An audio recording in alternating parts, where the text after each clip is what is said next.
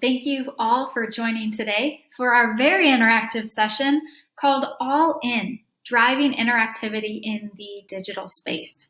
Now, we are all working to improve our engagement levels as we navigate Zoom, whatever platform that you're utilizing, and all while trying to not have Zoom fatigue hit us, right? Or that concept where we're trying to learn, we're engaging, we have meetings, and we're falling asleep, we're tired.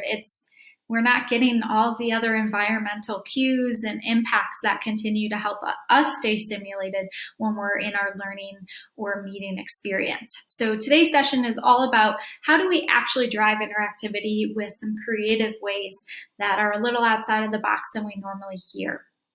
Now, my name is Nikki Jarvis, and I am the Chief Innovation Officer at EduFluent. We are a change management consulting firm, and all about education as well as the ed tech and technology space, where every day I'm working with users and leadership, and we are constantly needing to be creative and come up with new ideas as we're in these digital transformations. And so I've been doing a lot of work around interactivity. Formerly, I was with Oracle, where I drove the interactivity initiative, where all our training was done online. So software training can get a little dry. How do we actually make it fun? So that's where I come in. That's my background of interactivity, as well as a master's in comparative international education policy. So traveled the world studying education, how educators like yourselves keep the classroom interactive. So how do we take some of those methodologies and bring them into the online space? So enough about that. Let's go ahead and get started. Now, what are we going to do for our session today? First things first, we're going to talk about attention. Your attention might already be drifting. So we're going to talk about that, how we can use it to our advantage, the psychology of attention. Then we're going to dive into interactivity. We'll define it, but then we have hands-on tools that you can utilize in your classroom, in your business meetings, whoever you are. These principles can be applied to you. So from there, we've got tangible resources, another resource, mind mapping, with a design thinking lens, which is where we'll continue to take that interactivity lesson. All right, so what you'll need for this presentation, it is going to be interactive. So make sure you've got a pen, got a notebook. This isn't just for the idle. I know you're busy and want to take as much as you can away from it. So I'll be having you do some of the exercises as well. All right, well, with that, let's go ahead and get started. Now, first things first, let's talk about attention. With interactivity or with online learning and online engagement, there's two types of attention that we really want to look at, and that's divided attention as well as selective attention. What are these? Selective attention is your ability to actually select out of the many factors and stimuli and focus on only that one component, even though there's a ton of other distractions. So for example, right now, as you're listening to this presentation, you are most likely, hopefully, using selective attention, where on your computer screen, your mobile device, whatever you're using to take in this lesson, your eyes and attention are on it. Now, you may have kids in the background, someone may be cooking, there might be a bunch of cars honking their horn outside your window. All of those are components that can take away from your attention. But selective attention is when you're able to keep that focus. And why we bring this in is because interactivity ensures that we're in that selective attention component. Now, the other piece of it is divided attention, which is your ability to process two or more responses or react to two or more different demands simultaneously. Now, all of us know that science has told us time and time again that we can't actually multitask, right? We can't actually split our mind in two and be able to simultaneously take in and give out information. So that's not what this is actually saying. Divided attention is saying that you might be able to listen to this presentation and have some music on in the background. that's going to be divided attention, where your mind is still taking in that music that's playing. You probably could still name the song to me if I asked if you were playing music. You could still say very quickly what song is playing while listening to this presentation. And why divided attention actually works, why it's not like multitasking, is that second stimulus that we're reacting to has to be within our muscle memory. So for example, music's a great example here, because our muscle memory, we've listened to music hundreds, if not thousands of hours. It's something that our brain doesn't actually have to think about doing. So in order for divided attention to actually work, you have to have one of those components be something that you already have muscle memory sharpened around. So these are two types of attention that are relevant to learning, and how we'll integrate these within our interactive lessons as we continue to move forward. So go ahead, take your notes on selective and divided attention. Something else to note while you're going through your week, for example, this week you're doing your lessons, think about where your students' attention is at. Are they in divided attention, selective attention? The way that you're formulating your lessons, which way are you expecting their attention to be placed? Because that can also help bring some different types of creativity or changes to your lesson plans as well. All right, interactivity, what is it? Go ahead and take a second right now and write down your definition of interactivity. Yes, I can't see if you're actually doing it, but I know you're doing it because you're committed to this interactive lesson. What is interactivity? Interactivity is the way in which we engage with our learners, right? It's you've got two words, inter and activity. So inter meaning that there's two components. So sometimes interactivity is interacting just with ourselves. Other times it's interrelated. You've got two parties that are interacting. Ultimately, it's an activity. And why interactivity is so important is because it's foundationalizing the learning experience. Without interactivity, we're passive learning, right? How often have you put on a movie or wanted to learn something on YouTube, you put it on and all of a sudden you're a minute or two in and you're like, what is going on? It's because that video was not interactive in the sense of it didn't engage you in the way it needed for you to actually dive in. So that's why a movie has to have a good hook. That's an interactive medium that's needed in order to get us engaged. Our learning is the same way. We need that hook. We need an interactivity component, not only at the beginning of the lesson, but throughout, to continue to keep our attention sharp and engaged. And that's very difficult to do online, right? It's very difficult. We're in one place, we're looking at one screen, we've got a ton of distractions. So how do we ensure that our learners are staying engaged and actually learning what we're trying to teach them? Again, this can also be used in business meetings. I've sat on way too many meetings this week already, and we're only at Monday, about that were just passive. It was just me listening to information, but I guarantee you, as close as I was listening, it wasn't interactive, so kind of went in one ear and out the other. So interactivity also comes when we're trying to digest information in our business environments as well.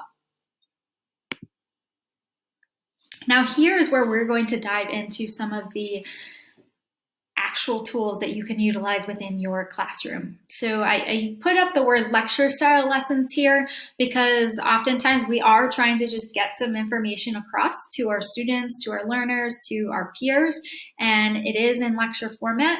However, we're kind of changing the norm of what lecture can be by adding some interactivity components, because again, we can't passively listen and learn and retain that information. All right, first things first is what are some of your goals for this session? Now, this is where no matter what, even if it's a dry lesson, or if it's a subject that a student isn't happy with or isn't really engaged with, if we can get them grounded in a goal, they'll be much more likely to retain that lesson. So here is where you can have your students either annotate your screen and write their goal on your screen, on your slide, and then you can erase the annotations. Or you can have them at the top of their notebook, or however they're taking notes, put in their individual personal goal for the session. So you've given them the topic, they know what they're going to learn about. This is not a learning question. This is not a learning objective or learning outcome. This is a personal goal that they want to take away from this lesson. The same way in a business setting is, what do we want to take out of this meeting, right? What's our objective personally? Because when we make goals personally, we're triggering that emotional component of our engagement. So while our logical component, we know logically that we want to learn. We know logically that we've got to show up and be present. But our logical side doesn't usually win out, right? It's the same concept of when you're trying to stay away from sugar, but you've got chocolate bars in the cabinet. Logically, we know that, hey, I made this rule for myself. I'm not going to eat this chocolate. But what happens? Our emotional side gets in. That, oh, but you had a hard day, or oh, you did something great. You deserve that piece of chocolate. Our emotional side usually wins out.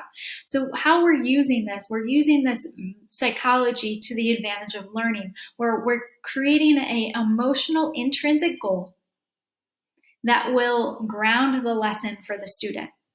So that while you're doing your lecture, while you're doing the lesson, at different periods of the lesson, say it's an hour, 15, 20 minutes in, goal check-in. Where are you at towards the progress of your goal for this session? So you're reminding them and checking in and pulling that intrinsic and emotional motivation to keep them interested, even when it doesn't seem that interesting to them. Of course, I know as an educator, are the most interesting in delivering such interesting content, but of course our students have differing opinions. So goal is our first tool here. Another tool is bringing our concepts to life, again in an interactive way.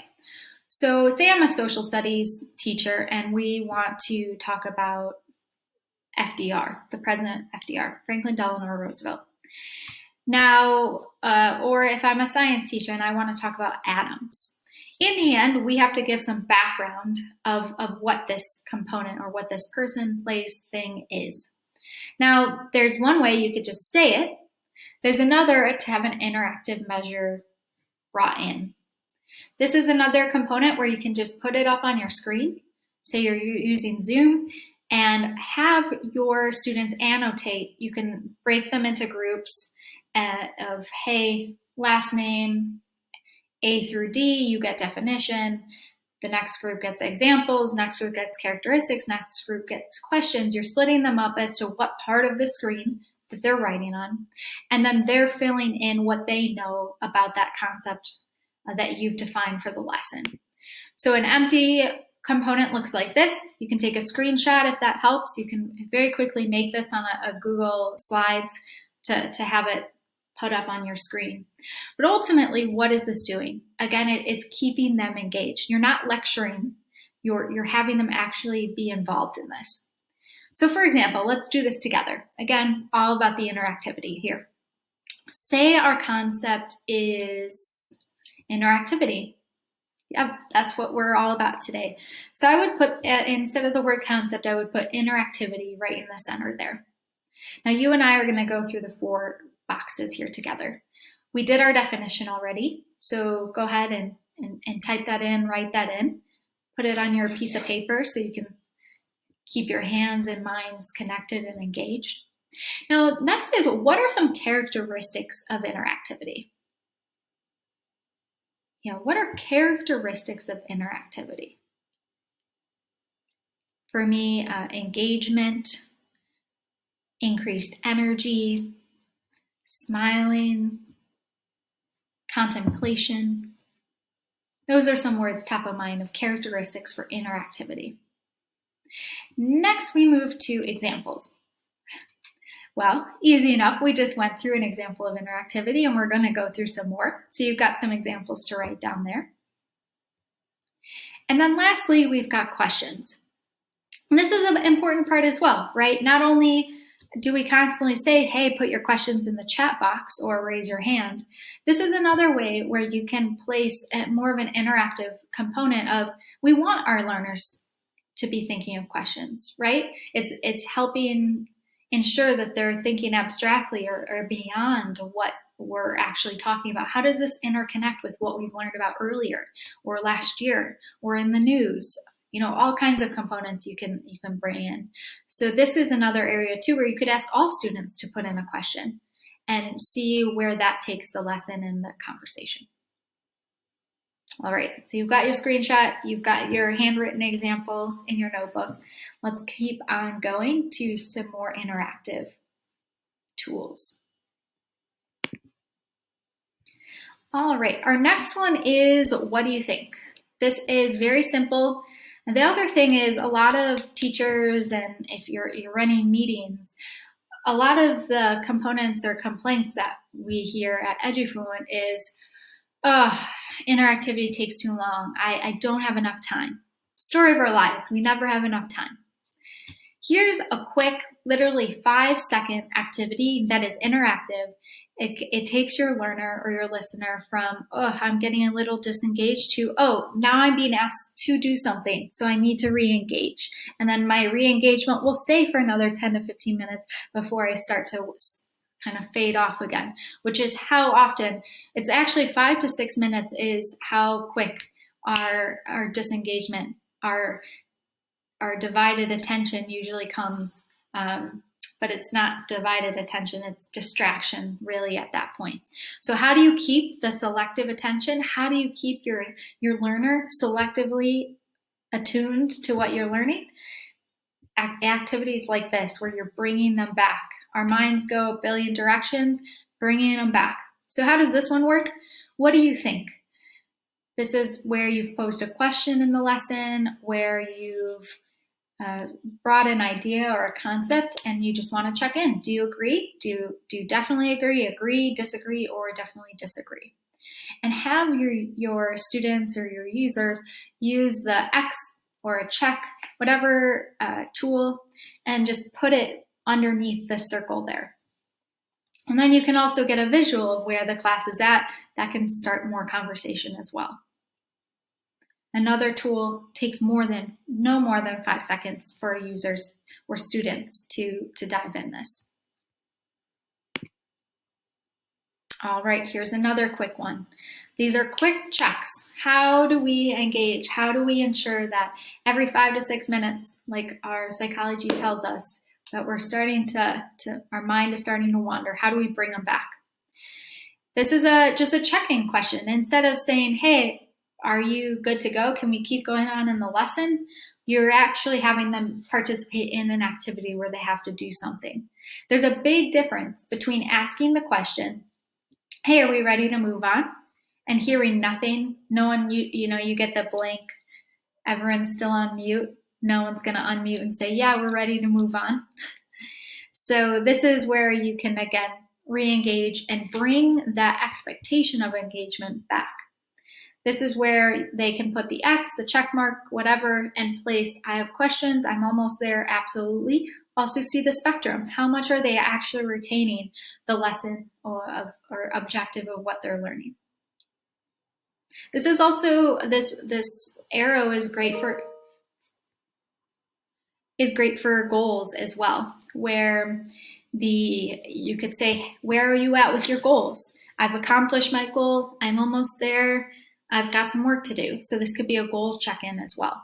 And again, we want that goal check-in to be at least 2 different times during the lesson. You're re-engaging that intrinsic motivation, the emotional incentive to learn what they are learning for today, because they've created the goal around it. They have personal buy-in to pay attention, essentially. Another scale, numbers are a great way to bring it in. Type your question, scale of 1 to 10. What do you think? How do you feel? If there is a numerical component that you can attain to attach to a question, this is a great spot to put it here as well. Again, very quickly, you're able to create all of these within a Google slide or any other platform where you're making your PowerPoints or your visual components.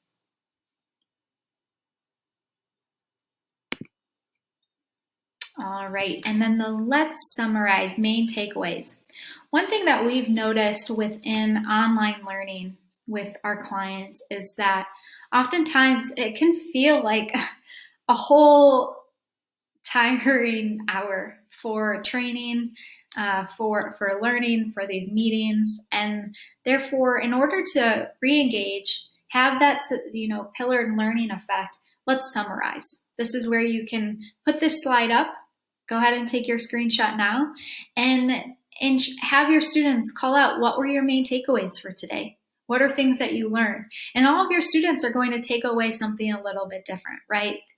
And this is your way to both ensure that they've actually taken away the main concepts, the objectives, the learning outcomes from the lesson, but also see what else they picked up. Was it that fun random fact that you threw out there? Was that the main reoccurring component? Something to bring in for another time of those other fun facts that aid in the fun and the learning component. So these are just a number of tools that you can utilize. Some take a little bit more time than others, but no matter what, interactivity can be part of your lesson. All right.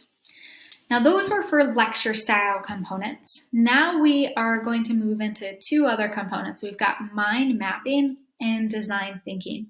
Here we're adding just a little bit more creativity to the learning environment and to the interactivity than you probably normally are able to incorporate. So this is a little bit outside of the box that we utilize every single day in our meetings, whether it's a vision statement for a company, whether it's coming up with the needs of the users of how they need a specific technical application, to the actual training of what are some things that you want to learn. Mind mapping is a great way to do it. Now here is an image here that we'll talk through a little bit about mind mapping. I think most people are familiar with the premise. You start with your concept and then you build out and you map around the concept. So for example, if our concept is mind mapping, what are some benefits of mind mapping? And this is what that image is. So let's talk about the benefits of mind mapping. The first is it can be used as a planning tool. Say you're giving your students some autonomy into what they get to learn. This could be used as a planning component. What are some projects that they want to do? What are some goals that they have in the planning of their learning? What are some strategies? This is where you could talk about some learning strategies, or your students could say, hey, I learned really well by doing X type of activities. A great way to plan lessons or the weeks ahead, where your students have some say in the learning, which again drives that intrinsic motivation to the learning experience. Of course, you've got curriculum and protocols to follow, but anytime that we can give some autonomy to our learners, there's more of an engagement right away. Now, what are some other benefits of mind mapping? We're moving up to that green section there. Benefits are overviews. Mind mapping can be, hey, we just finished our unit on, I did a lot of history as a history teacher at one point, so I always kind of think of history right away. Say we just finished our unit on World War II, okay? A mind map can be served as an overview. What have we learned over the last month? And the big bubbles are going to be here, all the topics, the different parts of World War II, the people, the events, all those components that the students have learned about. They're also easy to memorize. Now, the way that our brain works, it doesn't usually work in structures. We can try to keep things structured, but there's a reason why our rooms get messy, our desks get a little messy. Our brains kind of are all over the place. And so mind mapping actually mimics a lot of the patterns and the ways that our brain communicates and works inside. So mind mapping with the main concept and these externalities, it's actually easier for a lot of learners to memorize different components because they can memorize the different colors and the way in which it's organized. The other benefit is with mind maps, the learner can change the way that it's configured so that it maps more to their mind in the way that they think of concepts.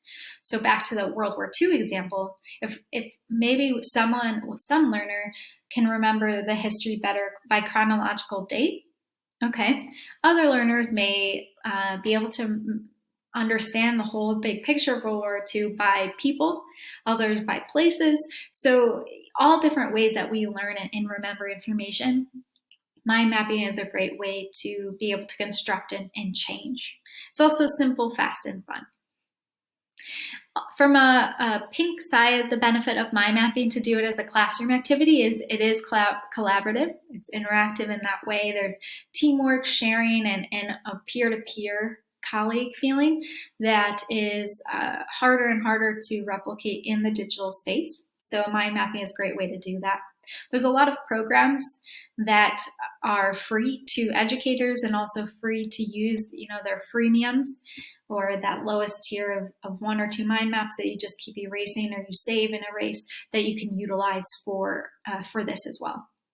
And lastly, productive. They're efficient, they're intuitive, and we do have creativity. There is a creativity element here where you can bring in new ideas, innovation, and thoughts.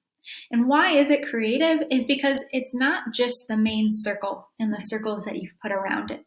It's the other circles that, hey, how does this connect over here and over here? And what other patterns or where do you see values here? Asking some bigger questions and looking from a visual context can also bring out different learning and understanding.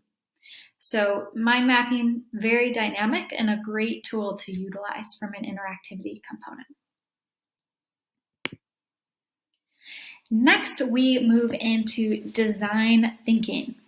Now, design thinking, hot topic, lots to talk about. This is not a webinar to talk about what is design thinking. It's more of how can we use design thinking principles and bring them to the education space. So the main premise of design thinking is it's a design tool. Often used in technology, we use design thinking all the time in our technical implementations, as well as our user interface of how users interact with design or interact with the technology.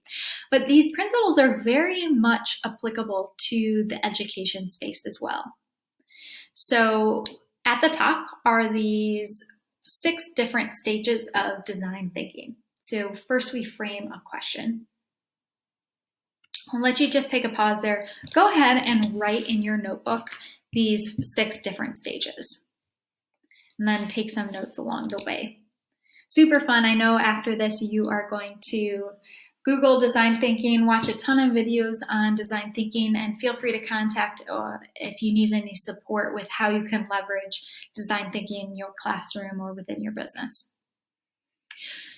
All right, now first things first is framing a question. Very important. Framing a question. Questions are the very fundamental base of our learning, right? Why do we want to learn this? What are we curious about? Curiosity leads itself to lifelong learning, which is ultimately what we're always trying to encourage and inspire within the classroom. Now, a couple of things here, specifically education related to framing the question. The first is the complexity of thinking. I know you all have probably done a ton of work on how to actually frame a question. We want a question here that pushes your student to that next level, right? These are questions that are multifaceted. They aren't just the simple, why this? They're not yes or no questions. They're in depth. It takes the student time to really consider and reflect on all the different components that can be utilized to answer this question. So that's where framing the question, there's complexity there. The next is the pause. And that's also what we want to inflict when we ask this question. These questions are dynamic. They are they push the boundary of what we're used to thinking. So that's also what we want in the question. In the question, there may be some fear of failure from the student. So in design thinking, just in general, there's this fear of failure. That's what usually stops creativity and creation of new things. And fear of failure is actually a really important component to the design thinking process, and we'll talk about it as we go through the steps. But ultimately, this process, this tool, this methodology is to overcome that fear, to kind of lean into it and push the boundaries of it in order to create.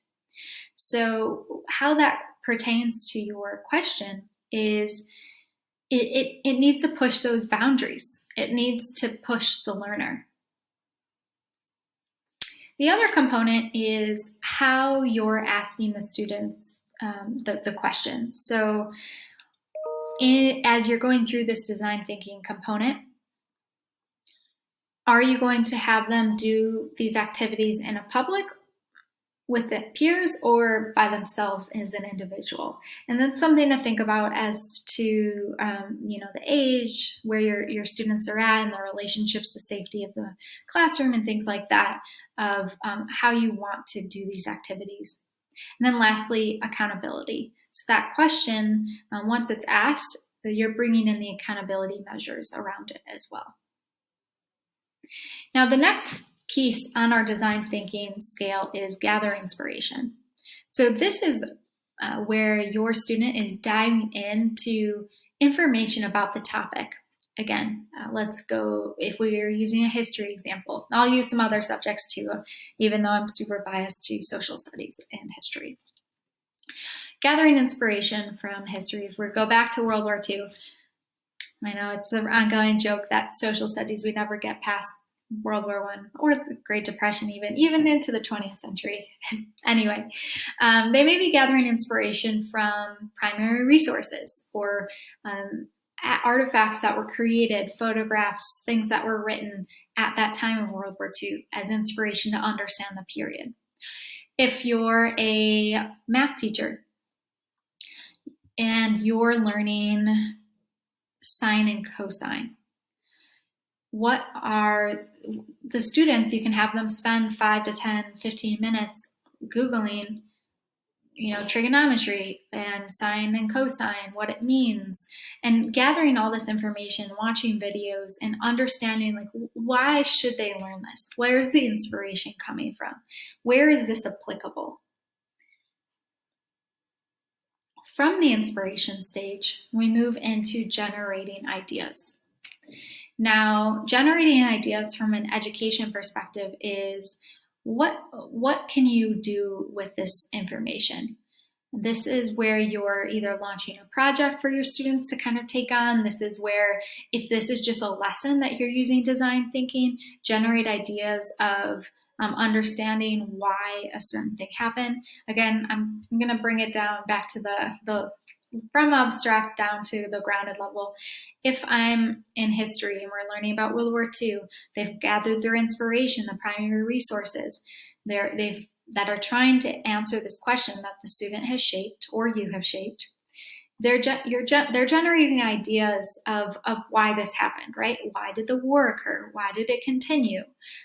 What were different players and leaders? What were their contribution and impact to this event?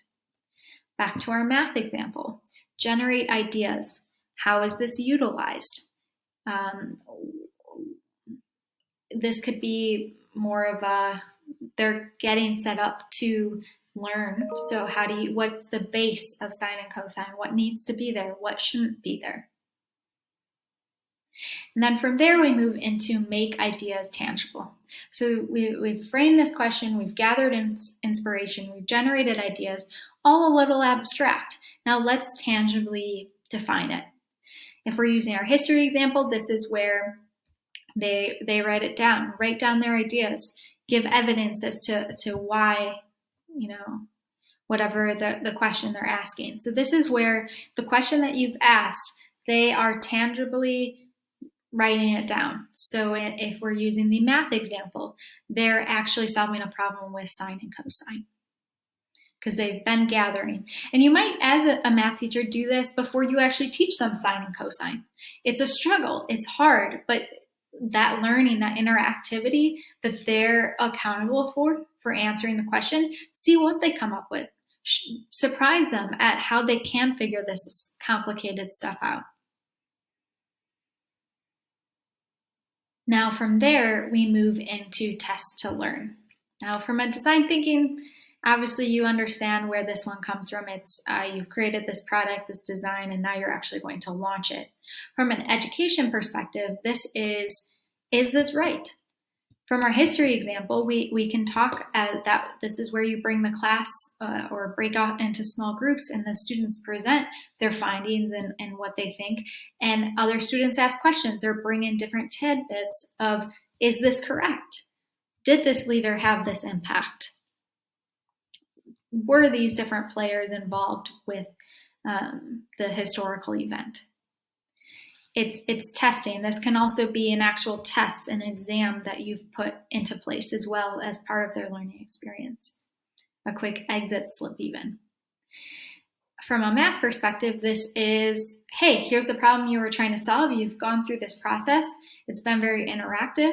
Now we're actually going to solve it. Were you right? And then lastly, we have share the story. This is one of the most important parts. It's, what did they get from going through this process? What did they think? What were their emotions? What did they learn? What were their takeaways?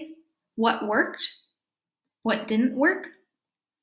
And now you can continue to replicate this process. It's a beautiful way of just engaging learners in a different way, putting the onus back on them in a different way than they're used to.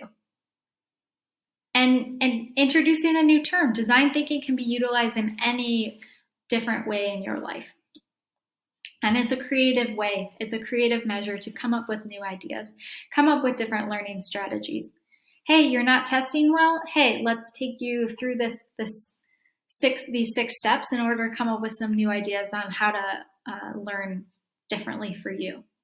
Mind mapping, design thinking, all of these great tools for your learners. All right. A couple other notes before we finish up here. Other ways to have an interactivity within your lesson, within your meetings, is use the environment and use movement. The environment, this is where the divided attention comes into play. Actually let them lean into how their attention is divided, right? What are you looking at that reminds you of this that we're learning? Bring this object, right? And let's talk about it. Let's write about it. How is it related? Why is it related? So you're letting them engage with their environments, and we're reducing the Zoom fatigue because, hey, they're actually able to alert their other senses. The other part of why Zoom learning is so difficult is because we don't have too many senses that are engaged. We've got our audio and our visual. Let's bring in those other senses and have the hands-on component where we can learn. So think of ways in which in your classroom you have other senses engaged. How can you bring that to the digital space as well? And then movement.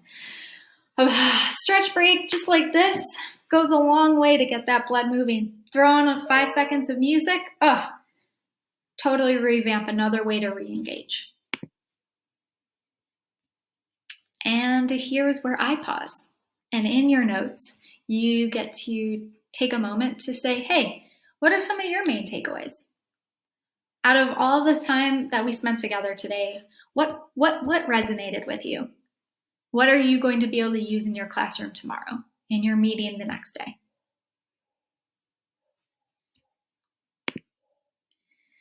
Other components is use multiple devices. I use a ton of different apps on phones.